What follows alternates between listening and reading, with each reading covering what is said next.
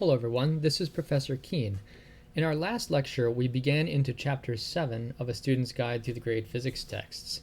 This lecture, we will continue our discussion of Chapter 7 on beams, bones, and giants. So let me go ahead and label this.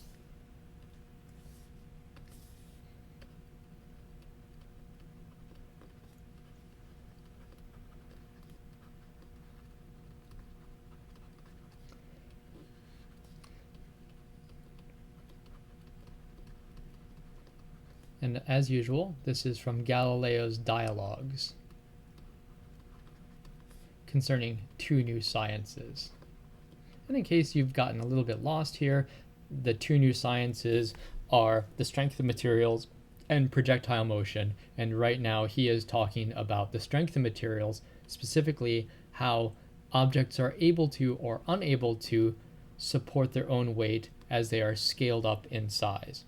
So let me ask a question, and this is related to Proposition 4. So this is, I'm sorry, not Proposition 4, Proposition 8 on page 93 of the text. I know the image that I'm showing on the left-hand side is from page 79. We're going to jump ahead to page 93, but I just wanted to show this diagram that Galileo has in the text while I ask this question. So here's the question. If you have a beam sticking out of a wall, so a beam projecting horizontally,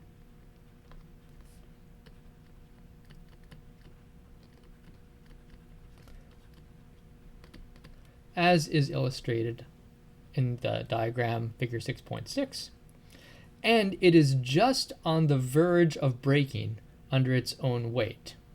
Okay? So it is at the verge of breaking.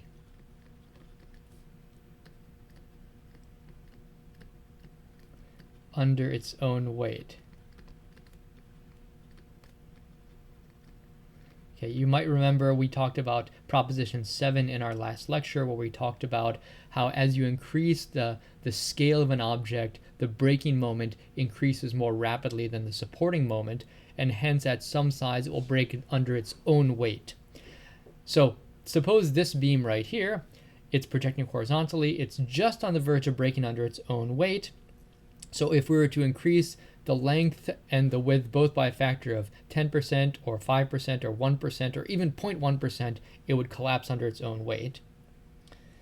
Now, let's suppose and you wish to make it longer. So you want to lengthen it, say by a factor of 2. You want to double the length. You could pick any number you want, but let's just say a factor of 2. Then how much thicker would you need to make it? How much thicker? How much we have to increase the diameter? Must it be made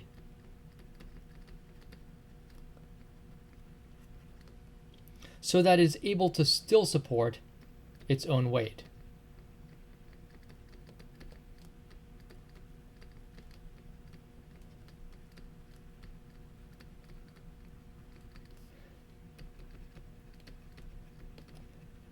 Right? So you've got this beam that's right on the verge of breaking. You want to make it twice as long, but it'll obviously break under its own weight then. But maybe if you just make it thick enough, then it will still be able to support its own weight. That might not be obvious to you at all that you can do that, but in fact Galileo says you can.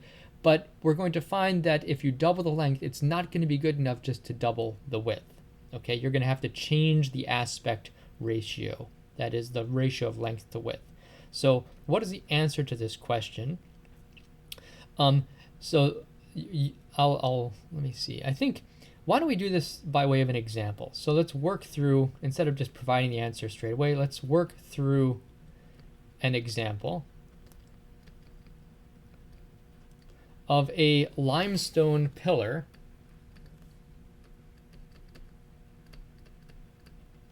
Oops, my tablet is freezing up. We'll have to wait a moment. Of a limestone pillar, and we'll do this in a geometrical way like we have been doing so far. So let me go ahead and jump ahead to the section of the text. This is chapter 6. Now we're beginning into chapter 7 on beams, bones, and giants. And we are going to be looking at proposition 8, which begins on this page, page 93 at the bottom. Given a cylinder or prism of the greatest length consistent with its not breaking under its own weight, and having a given greater length, to find the diameter of another cylinder or prism of this greater length, which shall be the only and largest one capable of withstanding its own weight. Okay? So what he's going to, this is his proof over these couple 3 pages. It's sort of a long proof, and I will go through this and then we'll come back to this diagram later. So let me drag this over here so I have a little bit more space on my sketchbook. And hopefully this will be enough room. Okay. I kind of drew that in the middle. I might have to go to the right and then come back to the left. I hope that's not going to be too confusing. Okay, so let me draw a couple of pictures. So here's a wall, and here is one pillar sticking out of a wall. Okay, so here's the wall right here. And let's make this pillar have a diameter. This will be pillar A, which has a diameter dA and a length LA, and it has, this is its center of gravity, and it's got a weight W sub A, and it's got a longitudinal resistance R sub A.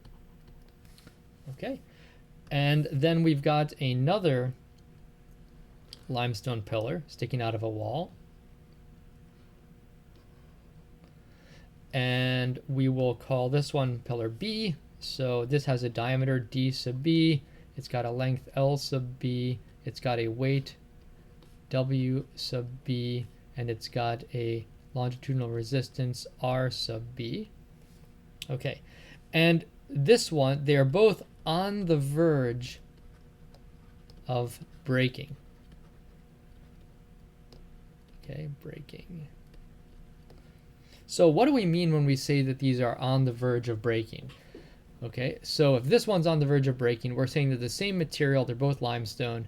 This one's on the verge of breaking. This one's longer, and it's going to potentially have a different diameter, and we're going to figure out if it's longer, if this length has some relationship to the this length, what is going to be the relationship between the diameter of this one and the diameter of this one, so that this one also is just on the verge of breaking. So what do we mean when we say it's on the verge of breaking? We mean, once again, that the supporting moment is exactly equal to the breaking moment. So I'm going to draw the fulcra here. And let's do the one on the left first, the beam A.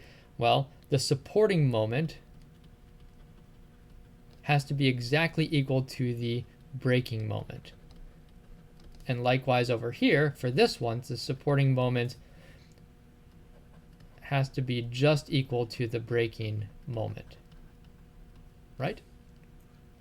What is the supporting moment of this one? Well, it's just the longitudinal resistance RA times the diameter of A over 2. Remember, as always, this is the lever arm for the supporting moment, and this is the supporting arm for the lever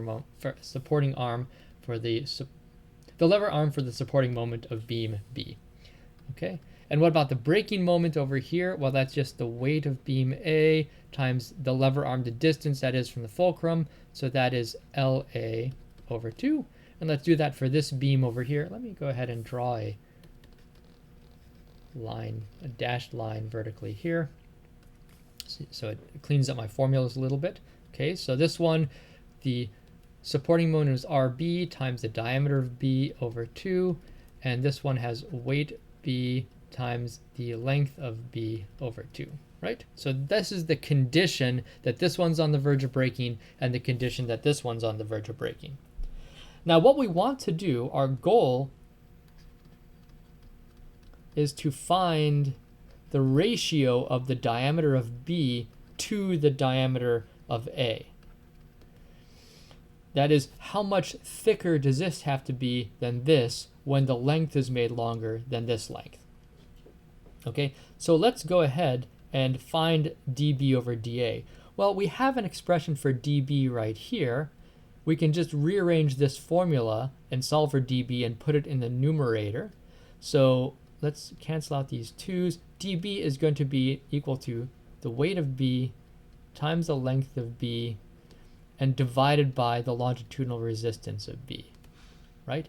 And what about dA? Well, we've got this right here. Let's cancel out the 2's. We'll move the RA to the denominator, and likewise we have the weight of A times the length of A divided by the longitudinal resistance of A. Okay? Now, this looks like this just goes, the ratio of the diameters goes as the ratio of the lengths. That would be your first impression. But as before, we have to think a little bit more carefully about this because the weights are implicitly dependent upon the diameter and the length. As you increase the diameter or the length, you're also increasing the weights. And likewise, the longitudinal resistances are dependent upon the cross-sectional areas, which are in turn dependent upon the diameters. So we're going to have to make explicit those hidden dependencies here. So how do the ratio of the weights, so we'll call, let me do this like this, the weight of B compared to the weight of A, this ratio here is related to the volume of B compared to the volume of A. And the volume of B is going to go as the diameter of B squared times the length of B. And the weight of A is going to go as the diameter of A squared times the length of A. So this right here, let me even color code this. So this is the ratio, that's not a very good different color, let's do green. This right here is the same as this ratio right here. Okay, and now we've still got the ratio of the lengths, length of B over length of A. That's the same as this. And then we've got here an RB in the denominator and an RA in the numerator. Let's just take another step and do that right here. RA over RB. Okay, let's combine these right here and find out what the ratio of these resistances are. So dB squared, my tablet froze once again, dB squared over dA squared times LB squared over LA squared. And now the ratio of these resistances here, let's make these flesh colored like that. And that is going to be, well, remember the longitudinal resistances go as the cross-sectional areas. And so we can write RA over RB as the diameter of A squared over the diameter of B squared. We've got A in the numerator, B in the denominator. Oops, I guess I should have made that flesh colored. I'll go over it like this. So that's that. Okay, now notice what's going to happen. There's a simplification here. This cancels with this, and this cancels with this. And so we're left with dB over dA is equal to LB over LA squared. Okay, now what is the point here? What have we done? We basically said if we have one pillar that has a particular diameter and a particular length made of limestone sticking out of a wall, and it's just on the verge of breaking under its own weight, and we want to make another limestone pillar sticking out of the wall that has a different length, a longer length, so length B is bigger than length A, and this one we want to be just on the verge of breaking under its own weight, what do we have to do to the diameter so that it can just support its own weight? And this tells us that the diameter, you have to increase it as the square of the length. That is, if LB over LA is 2 to 1, so this one is twice as long as this one, then you have to make the diameters 2 to 1, 2 squared is 4 times the diameter. So if B is 2 times as long, then B must be 4 times as thick in order to support its own weight. That is the point that Galileo is making. You can scale something up, but you have to have a different aspect ratio. It has to have a different diameter to length ratio. So it will have to be deformed, so to speak. Okay? And this is precisely the point that he is making in this diagram. And so let me just read this paragraph right here to you, and I think that'll be a nice summary of what Galileo is getting at. So let me put this over here just to get a sense of where we've been. And then I'll read this paragraph and then we'll be done. Okay, so he says, from what has already been demonstrated, you can plainly see the impossibility of increasing the size of structures to vast dimensions, either in art, that's human-made things, or in nature. Likewise, the impossibility of building ships, palaces, or temples of enormous size in such a way that their oars, yards, beams, iron bolts, and, in short, all their other parts will hold together. Nor can nature produce trees of extraordinary size because the branches would break down under their own weight. So also, it would be impossible to build up the bony structures of men, horses, or other animals so as to hold together and perform their normal functions if these animals were to be increased enormously in height. For this increase in height can be accomplished only by employing a material which is harder and stronger than usual, or by enlarging the sizes of the bones, thus changing their shape, until the form and appearance of the animal suggests a monstrosity. This is perhaps what our wise poet had in mind when he says, in describing a huge giant, impossible it is to reckon his height, so beyond measure is his size. And this is from one of Ariosto's poems. And then he goes on to say, to illustrate briefly, I've sketched a bone whose natural length has been increased 3 times, and whose thickness has been multiplied until, for a correspondingly large animal, it would perform the same function which the small bone performs for its small animal. So this is showing exactly what we talked about in this formula. If you make it twice as long, you're going to have to make it 4 times as thick in order to perform the same function. This is a very important result that Galileo arrives at, and there have been a lot of people who have followed in Galileo's footsteps in using this kind of technique to understand the viability of living organisms and built structures. And I will stop there.